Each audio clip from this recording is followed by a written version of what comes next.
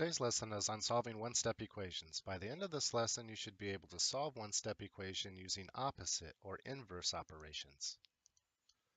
All right, so let's get started with a few basic definitions. An equation. In math, an equation is a sentence where two expressions are set equal.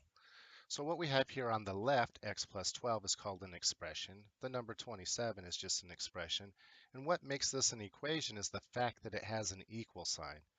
So basically anything with an equal sign is called an equation. All right, in this case, equations can be solved. All right, to solve an equation, it is very important to isolate the variable. That means get the variable or the letter all by itself. All right, so first we have to talk about inverse operations, or what we mean by the opposite operation, because that's what we're going to use to solve these equations. So the very first thing that we talk about is being opposites, right? Are addition and subtraction. Remember, we use the word inverse in math to mean the same thing as opposite. Multiplication and division are also inverse operations. They undo each other. So for example, the opposite of multiplying by 2 would be to divide by 2.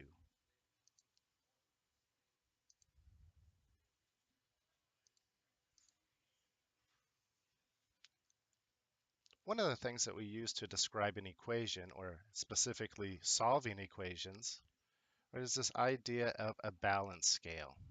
So think of a scale like this.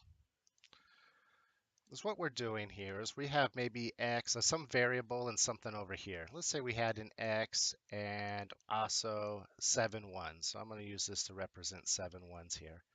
And this was equal to, say, 12 on the other side, 12 ones. Since the equation right now says these two things are equal, they would be balanced on the balance scale.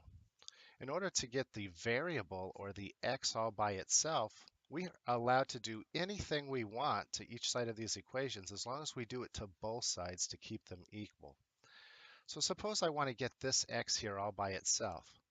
Well, that means I got to take away the 7 ones that are here. Right? So if I take the 7 away from here by subtracting 7, I also have to take 7 away from here, because as soon as I remove this 7, right, then this balance isn't balanced anymore. This side would become heavier and it would go down. So to keep them balanced, I also remove 7 from over here. And the same thing when we're doing multiply and divide. If I divide some side by 2, I got to divide the other side by 2 to keep the equation balanced. So let's take a look at an example. Y minus 4 equals 12. That does mean some number, take away 4, is 12. And so you might be able to come up with this number in your head without using inverse operations. What number do we have that when we subtract 4, we get 12? Well, you might be able to come up with 16, right? Because 16 minus 4 is 12. But it's important that you learn how to solve these using those inverse operations, because as you go on through math and go into higher grades, you're going to get equations that are more and more complex where you can't just get the answer in your head by looking at it. So I'm teaching you how to play, think of it as a game, right? A game where you can always win by doing the opposite to isolate that variable. So in this case, this problem contains subtraction, right? We're subtracting 4. So to get that variable by itself, we're going to undo that by adding 4. And if I do it to the left side, I have to do it to the right side. And yes, 12 plus 4 is 16. Notice here how I kind of canceled out this minus 4 and plus 4. That's because a minus 4 and a plus 4 is 0. They go away, right? They're opposites. So they kind of eliminate or cancel each other out, leaving us just the y on the left. All right, so let's try another one. All right, so why don't you take a moment to pause the video and see if you can use inverse operations to solve this equation for y. All right, so again, this problem contains subtraction. So what do? The opposite. Remember, we're always doing the opposite. So what's being done to the variable here? We're taking away 8. Okay, so to do the opposite of that, I'm going to add 8 to both sides of the equation. So the minus 8 and the plus 8 cancel, right, leaving us just 5 plus 8 on the right-hand side of the equation, which is 13. And to check this answer, to see if it's correct, I can simply replace the y with the answer we got, 13, and see if it actually works. Does 13 minus 8 really equal 5? Yes, it does, so we know that our answer is correct.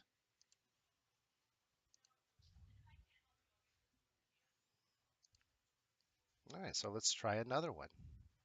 Some number minus 7 equals 4, or y minus 7 equals 4.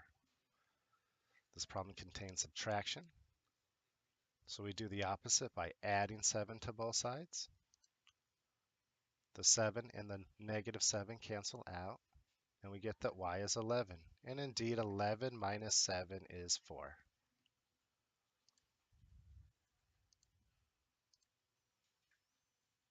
All right, so now let's take a look at this problem here. So before we were dealing with problems that had subtraction, and this one involves addition.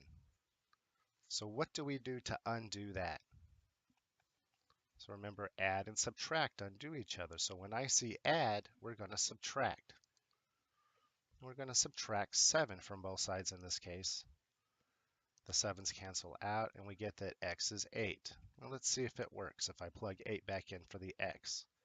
Does 8 plus 7 really equal 15? Yes, it does. So it checks. It worked.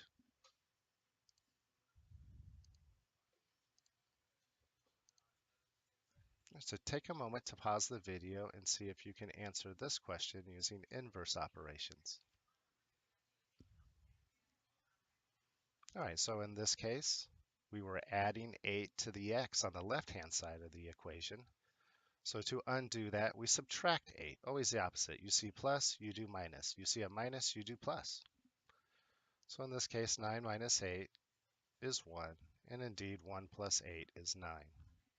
Like I said, you probably could have got that answer without solving an equation, because it's pretty easy to see some number plus 8 is 9. Well, that number's 1, because 1 plus 8 is 9. But as you go on later in math, like I said earlier, these equations get so complex that you really can't just look at it and get the answer.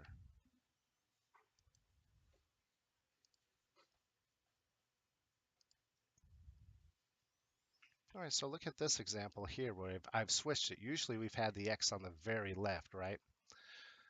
But since we are adding here, it really doesn't matter the order that we add something in, right? Like 3 plus 2 is the same as 2 plus 5.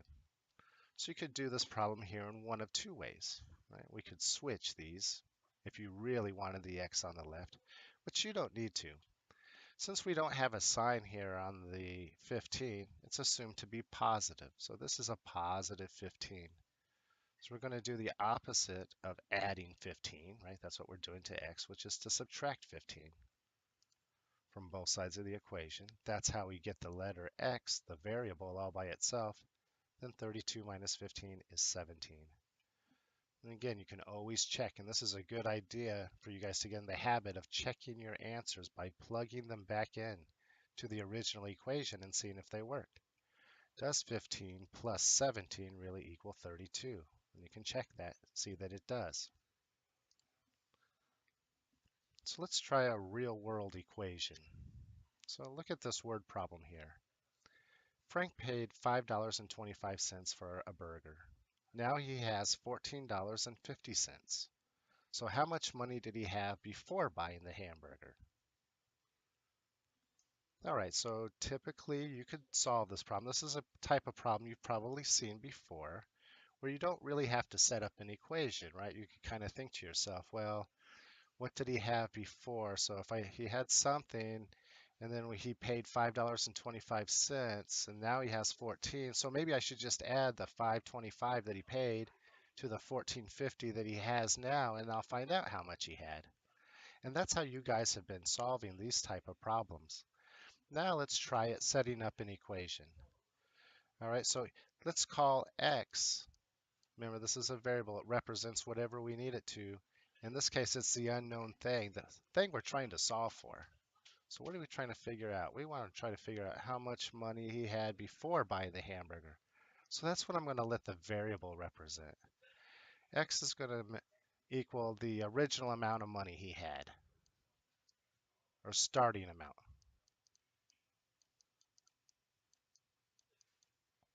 What we're trying to figure out, basically.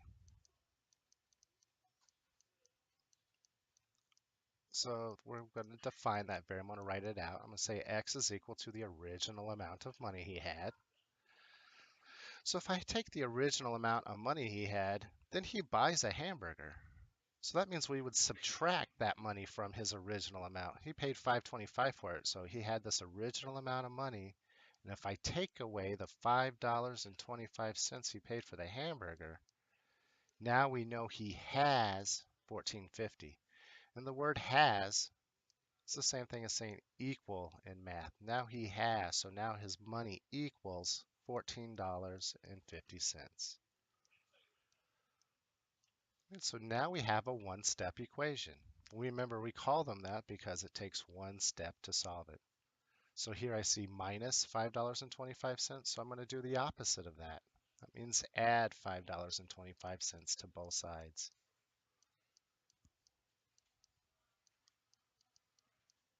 That is how we get the variable x all by itself. So x is equal to, then we go ahead and add these.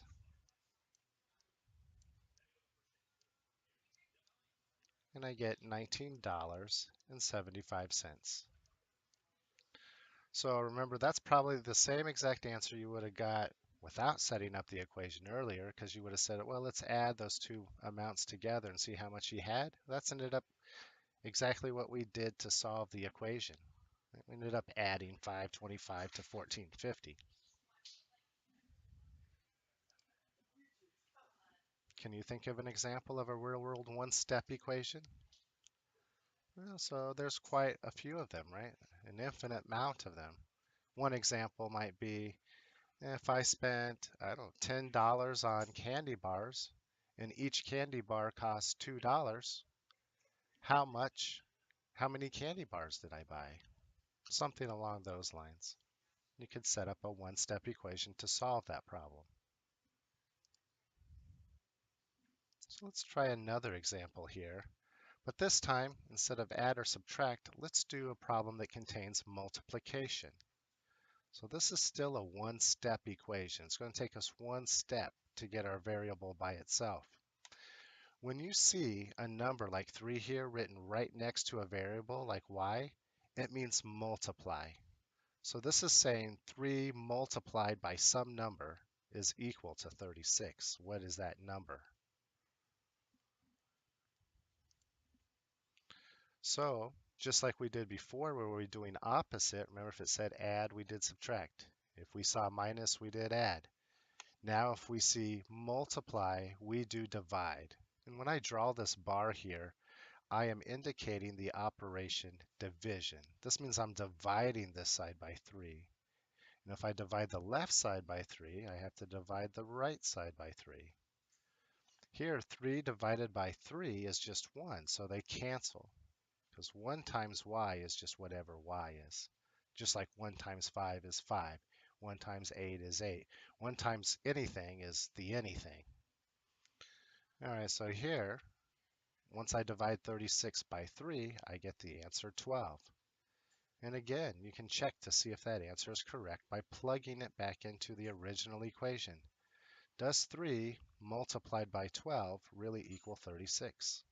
And you can check it on a calculator if you need to, but yes, 3 times 12 is 36.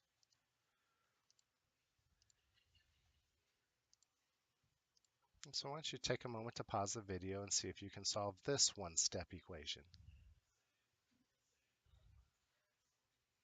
All right, so here we have some number multiplied by 7 equals 42. That's what this equation says.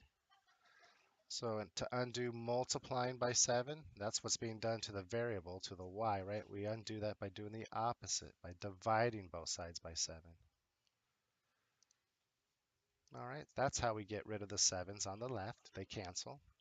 We get that y is equal to 42 divided by 7 is 6.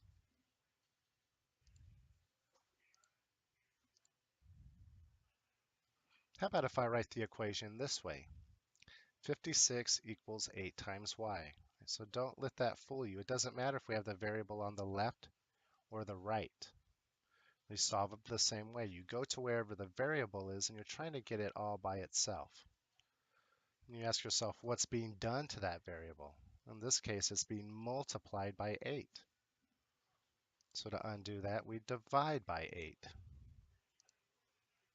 And it doesn't matter that the y is on the left-hand side. I could have wrote this as 7 is equal to y, but notice here how I rewrote it as y is equal to 7. They mean the same thing. Right? Saying 7 is equal to the unknown or the unknown is equal to 7 is the same. We can flip it like that.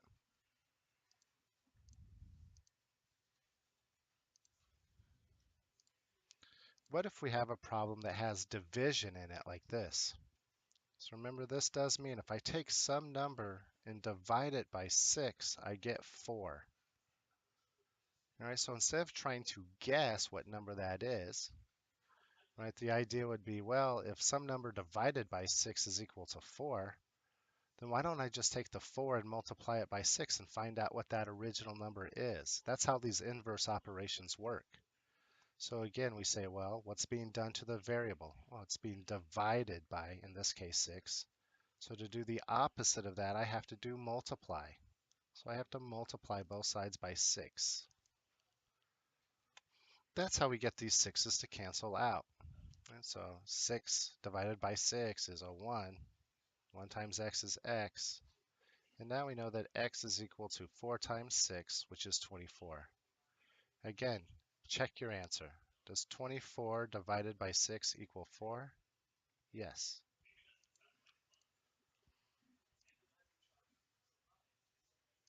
All right, so take a moment to pause the video and solve this equation for x. All right, so you should have noticed that the variable was being divided by 5. So the first thing you should have thought to do is do the opposite, right? So we got to multiply both sides by 5. And so then our answer is simply 12 times 5, or x is equal to 60. And yes, 60 divided by 5 is 12. Again, we can write it so that the variable is on the right-hand side of the equation. But we do the exact same steps. All right, so go to wherever the variable is and say, what's being done? Well, it's being divided by 6. So that's what you do the opposite of. So then now you multiply both sides by 6. And 6 times 14 is 84. So we get that x is equal to 84. All right, so if you're watching this session asynchronously, make sure to go to the questions in the course announcements and answer the Google form.